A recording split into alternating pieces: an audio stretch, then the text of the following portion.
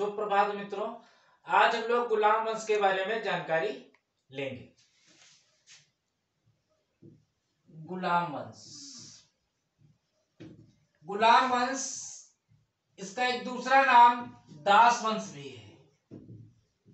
इसे मामलूक वंश के नाम से भी जानते हैं। मामलूक वंश के नाम से भी जानते हैं।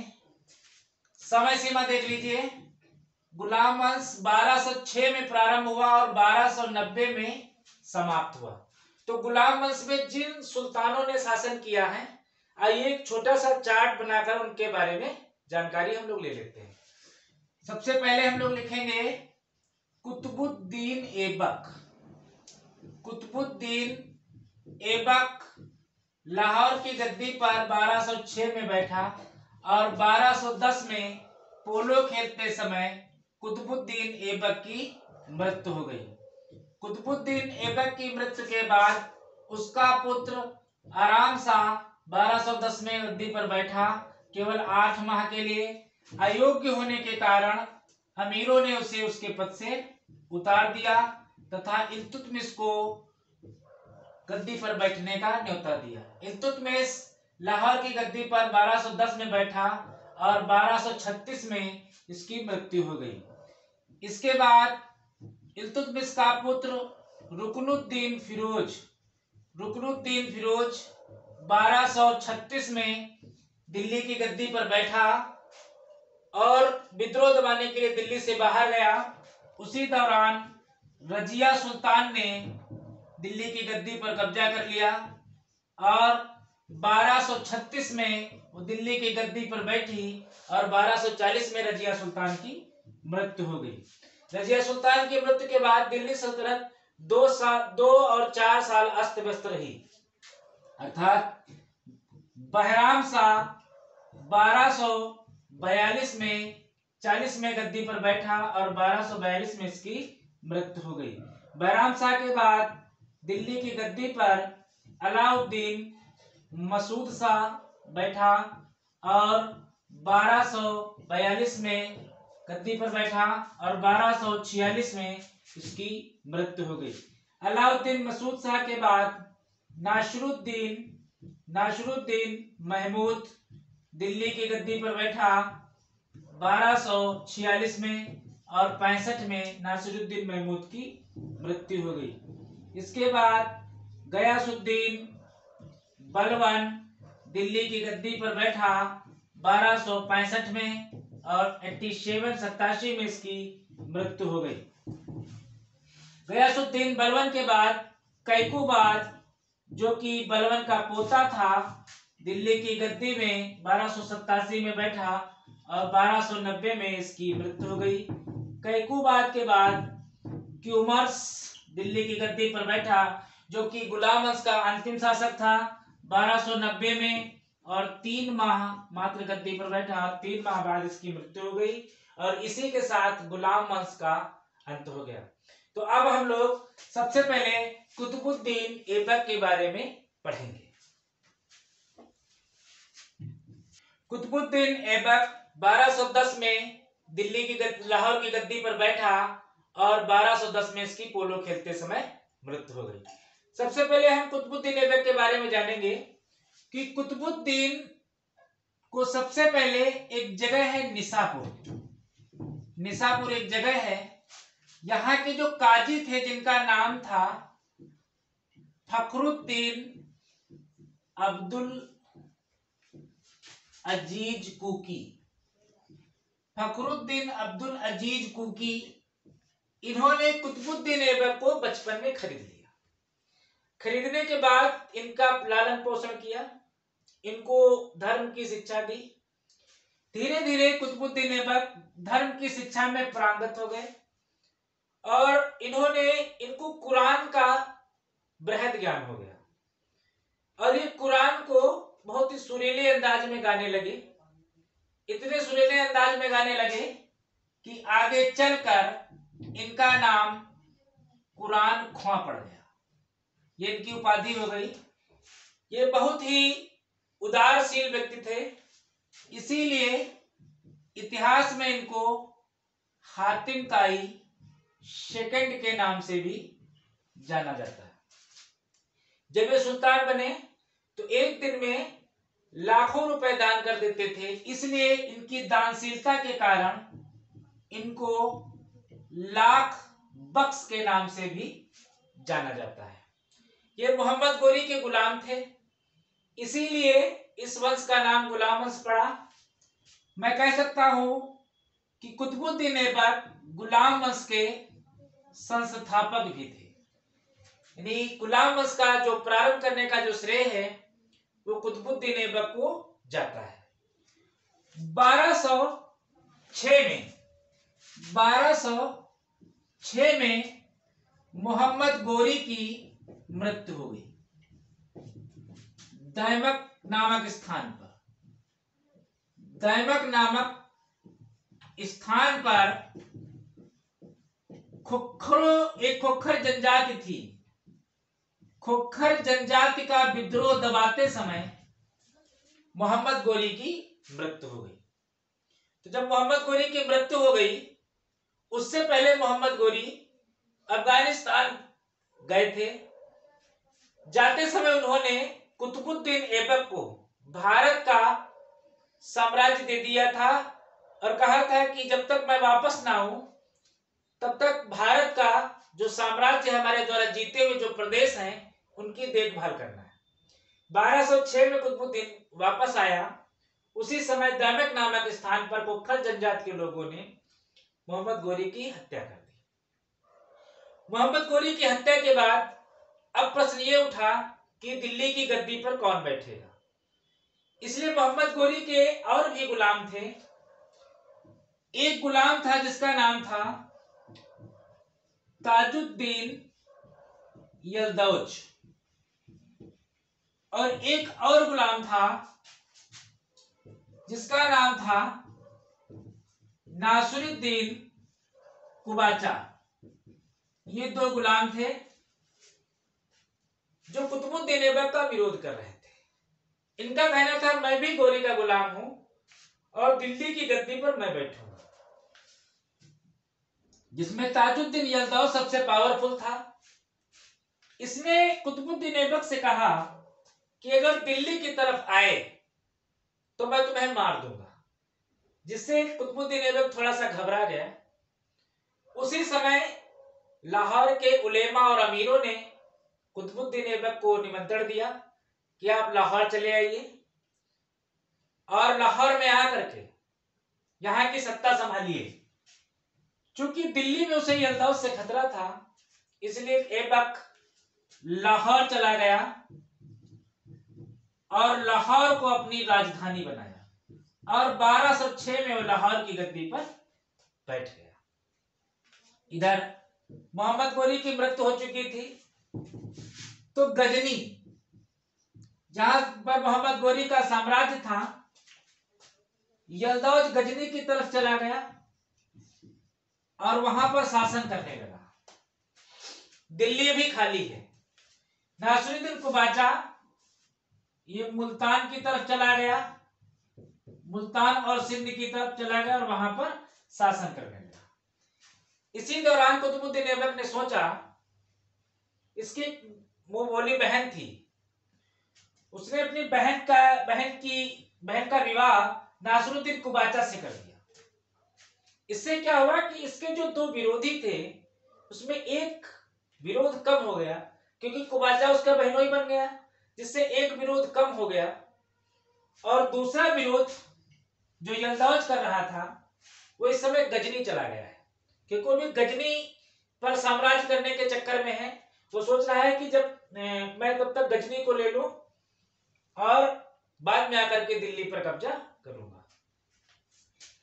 इधर कुबाचा उसका बहनोई बन गया है, यल्दौज गजनी की तरफ चला गया है। कुल मिलाकर कुतुबुद्दीन ऐबक का विरोध कम हो गया है। ऐसी कंडीशन में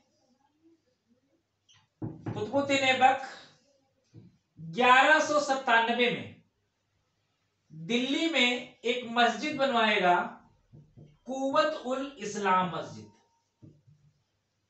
कुव्वत उल इस्लाम मस्जिद बनेगी।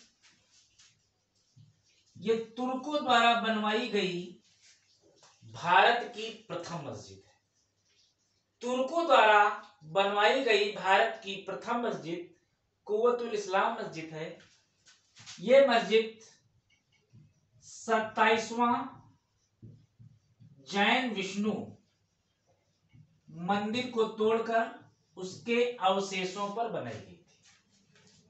इसके अलावा कुतुबुद्दीन ऐबक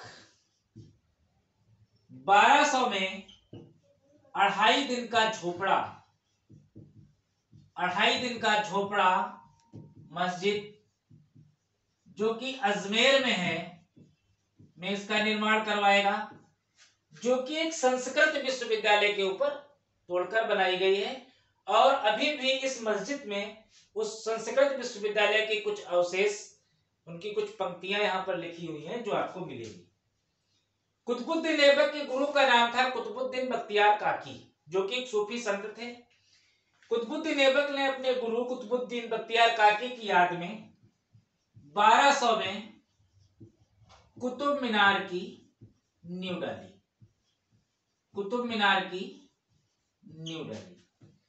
कुतुबुद्दीन ऐबक जब तक जीवित रहा सदैव इसने अपने आप को गोरी का गुलाम समझा और कभी भी इसने सुल्तान की उपाधि धारण नहीं की। इसने मलिक और सिपाह सलार इन दो ही उपाधियों से अपना काम चलाया। कुतुबुद्दीन ऐबक सदैव गोरी के प्रति वफादार रहा। 1210 में पोलो, कहीं कहीं एक शब्द आपको मिलेगा चौगान। पोलो खेलते समय घोड़े से गिरकर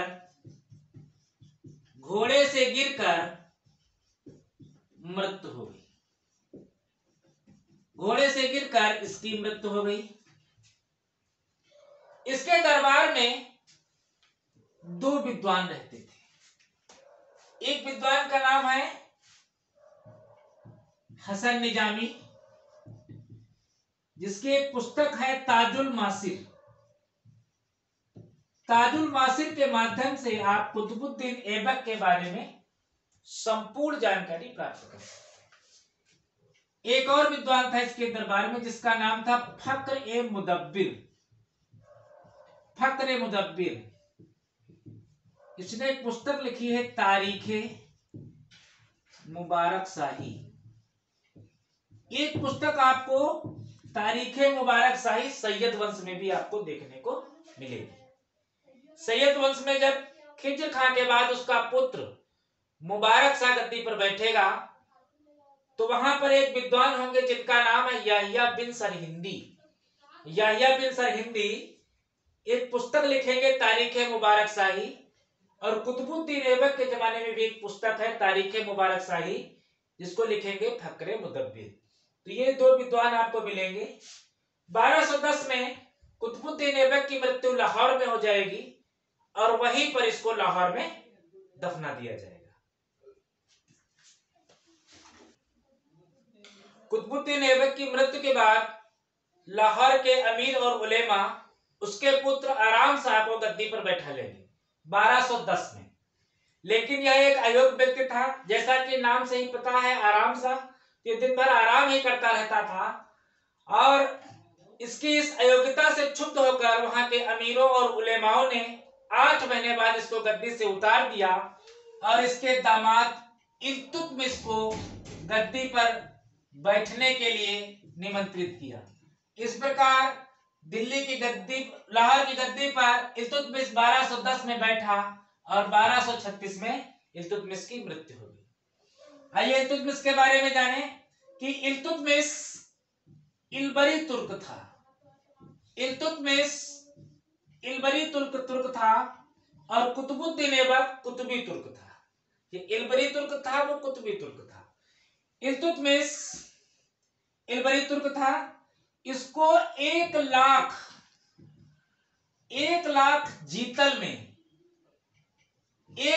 जीतल में ऐबक ने खरीदा था। 1 लाख जीतल में इसको ऐबक ने खरीदा था, यानी कुतुबुद्दीन ऐबक गोरी का गुलाम था और इल्तुतमिश ऐबक का गुलाम था।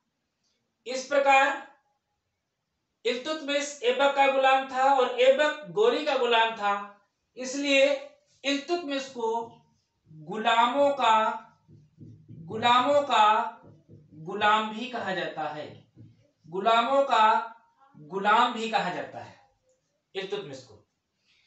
1206 में जब मोहम्मद गोरी खोखर जनजाति के जो लोग थे इनका विद्रोह दबा रहा था, तो इस विद्रोह को दबाने के लिए गोरी का साथ दे रहे थे ऐबक और इल्तुतमिश। मोहम्मद गोरी ने इल्तुतमिश को इस विद्रोह के दौरान देखा और इसकी कार्यप्रणाली से बहुत ही खुश हो गया। उसने ऐबक को आदेश दिया कि इल्तुतमिश को आजाद कर दिया जाए, यानी गुलामी से मुक्ति दे दी जाए। तो ऐबक ने इल्तुतमिश को गुलामी से मुक्ति दे दी थी, यानी 1206 में इल्तुतमिश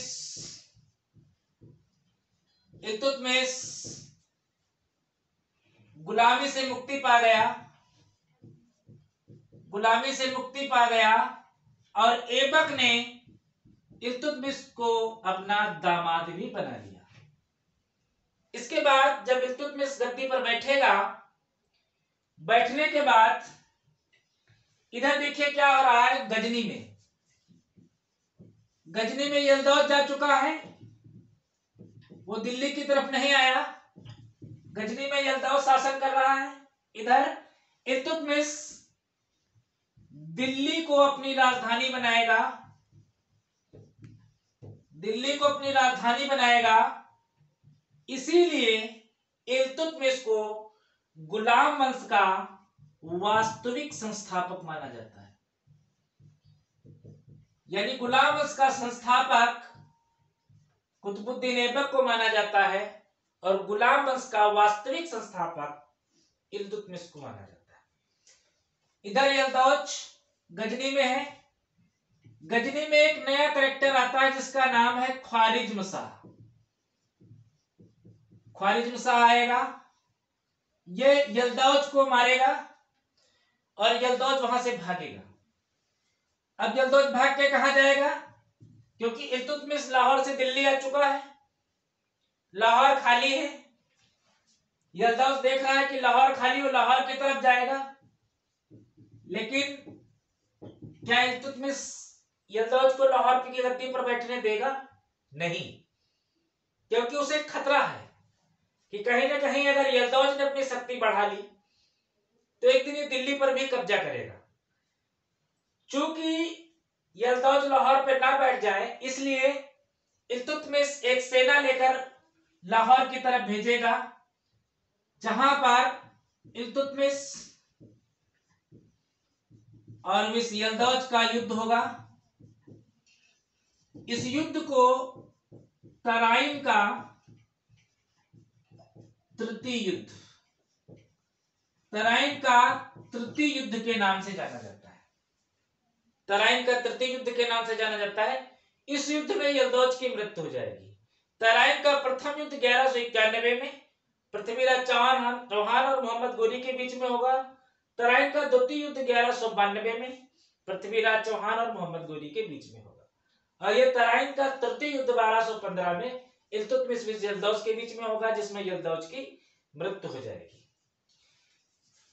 इल्तुतमिश ने अपने राज्य को सुचारू रूप से चलाने के लिए चालीसा दल का गठन करेगा, जिसको तुर्क चहलगानी के नाम से भी जाना जाता है, जिसमें 40 सरदारों का गुट होगा जो तुर्क होंगे और जो राज्य की सुरक्षा के लिए लगाए जाएंगे। इल्तुतमिश शुद्ध अरबी के सिक्के चलाएगा, जिसमें टंका जो कि चांदी का होगा 175 ग्रेन और जीतल जो कि तांबे का होगा, यानी टका और जीतल चलाने वाला राजा सुल्तान इल्तुतमिश। इसके बाद इल्तुतमिश इक्ता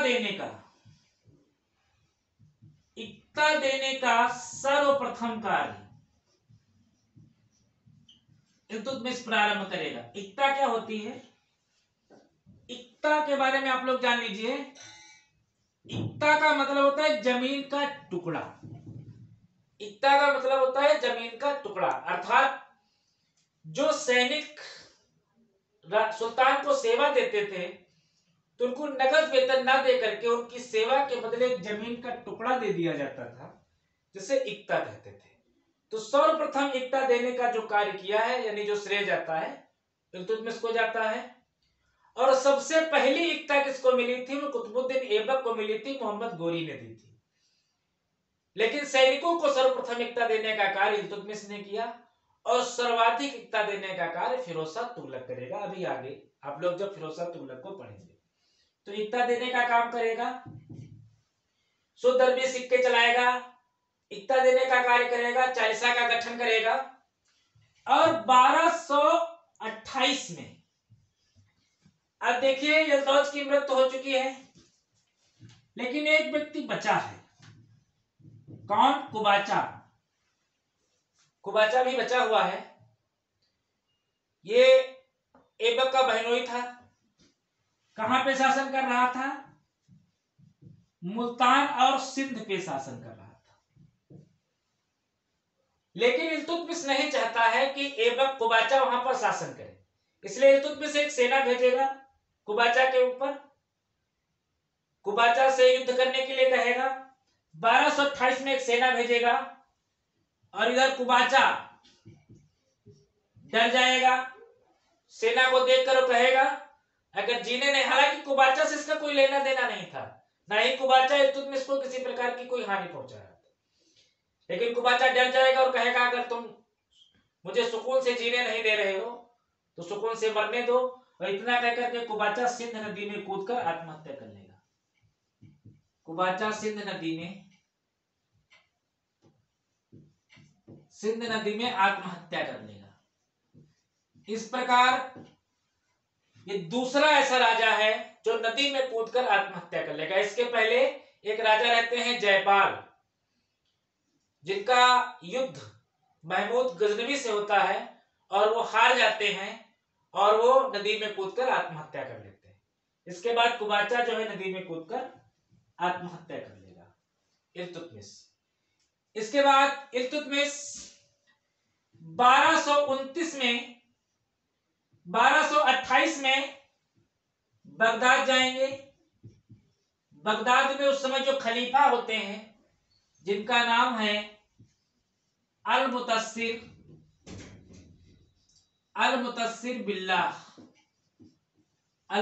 बिल्लाह के पास जाएंगे बगदाद में और अल-मुतस्सिर बिल्लाह से कहेंगे कि हमें खिलैत प्रदान की जाए। खिलैत पत्र प्राप्त करेंगे। खिलैत पत्र का मतलब होता है सुल्तान बनने का प्रमाण पत्र, यानी अल-मुतस्सिर बिल्लाह इल्तुतमिश को सुल्तान बनने का प्रमाण पत्र देंगे। इस प्रकार सुल्तान, वैधानिक सुल्तान, यानी पहला ऐसा राजा था इल्तुतमिश जिसने सुल्तान बनने के लिए बगदाद के खलीफा से प्रमाण पत्र प्राप्त किया। इसीलिए इल्तुतमिश को प्रथम वैधानिक सुल्तान कहा जाता है। इल्तुतमिश के बारे में कहा जाता है प्रथम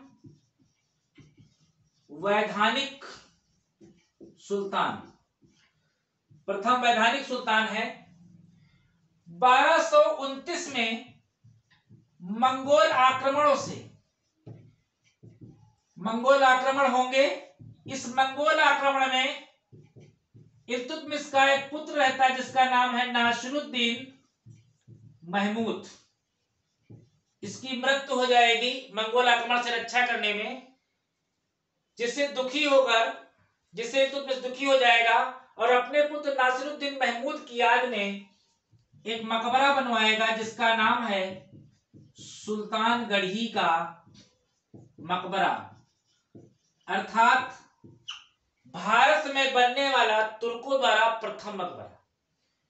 भारत का प्रथम मकबरा सुल्तानगढ़ी का मकबरा और तुर्कों द्वारा बनवाई गई प्रथम मस्जिद कुव्वतुल इस्लाम मस्जिद। ये सुल्तानगढ़ी का मकबरा है।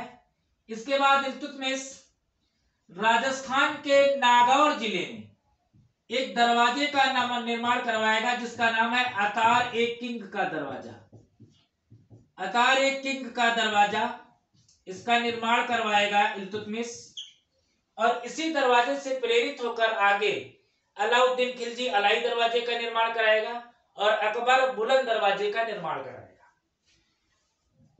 इल्तुतमिश जब सुल्तान नहीं था तो उससे पहले इल्तुतमिश ग्वालियर विजय की थी इसने, तो ग्वालियर का सूबेदार था। इसके बाद ये बुलंदशहर का सूबेदार बना दिया गया। बुलंदशहर का सूबेदार बनाने के बाद ये बदायूं का सूबेदार बना, और जब ये दिल्ली का सुल्तान बना उससे पहले ये बदायूं का सूबेदार था। तो उसको बदायूं से खास प्रेम था, इसलिए इसने बदायूं में एक मस्जिद बनाई थी, हौज एक खास सुमसी मस्जिद इसने बनवाई थी। हौज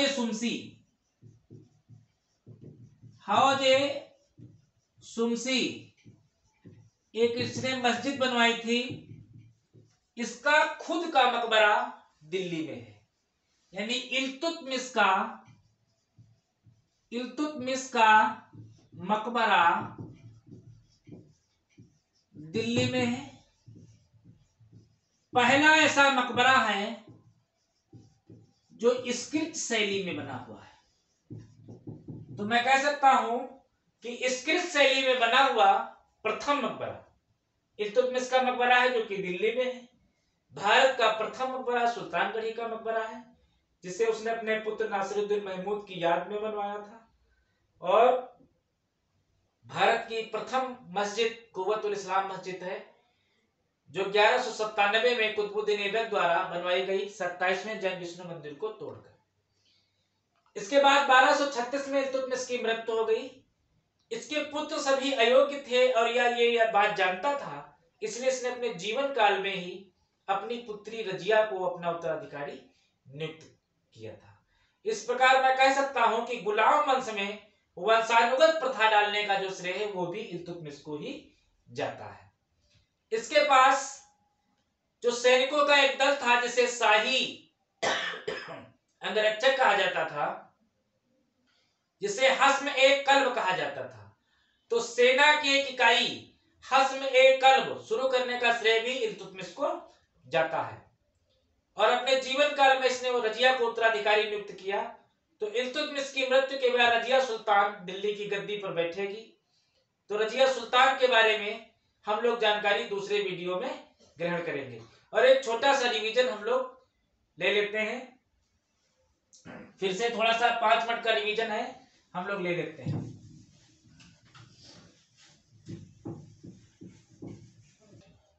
कुतुबुद्दीन ऐबक 1206 में लाहौर की गद्दी पर बैठा और 1210 में पोलो खेलते समय इसकी मृत्यु हो गई।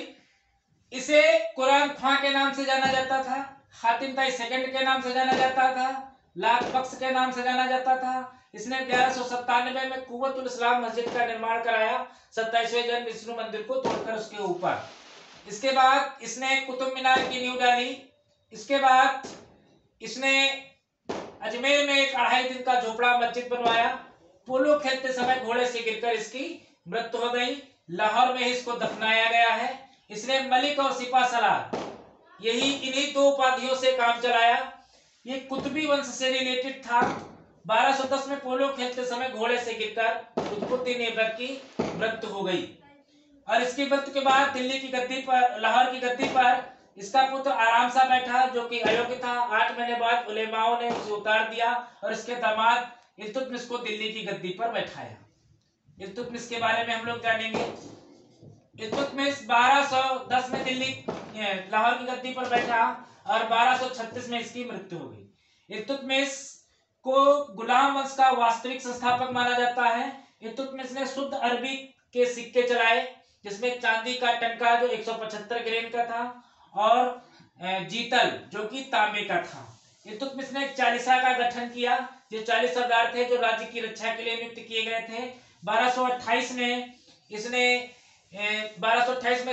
खिलाफत प्राप्त किया बगदाद के खलीफा से और 1229 में इसके पुत्र नासिरुद्दीन महमूद की मृत्यु हो गई थी, जिसकी याद में इसने सुल्तानगढ़ी का मकबरा बनवाया। इल्तुतमिश ने नागौर में एक आतार किंग का दरवाजा बनवाया था, जिससे प्रेरित होकर अलाउद्दीन खिलजी ने अलाई दरवाजा और अकबर ने बुलंद दरवाजे का निर्माण कराया। इसने बदायूं में एक हौज सुमसी नामक मस्जिद बनवाई और ये बदायूं का सूबेदार भी था। इसका खुद का मकबरा स्क्रिट शैली में बना हुआ है, जो कि स्क्रिट शैली में बना हुआ इसका भारत का प्रथम मकबरा है, जो कि दिल्ली में है। और इसने 1206 में इसको गुलामी से मुक्ति मिल गई थी। इसे गुलामों का गुलाम भी कहा जाता है। इल्तुतमिश को वास्तविक संस्थापक भी कहा जाता है। गुलाम वंश का सर्वप्रथम एकता देने का जो श्रेय है वो इल्तुतमिश को जाता है। इल्तुतमिश ने अपने जीवन काल में ही अपनी पुत्री रजिया को अपना उत्तराधिकारी नियुक्त किया और इसके बाद रजिया सुल्तान दिल्ली की गद्दी पर बैठी। तो रजिया के बारे में और ढेर सारी जानकारी हम लोग अगले वीडियो में ग्रहण करेंगे। Thank you very much.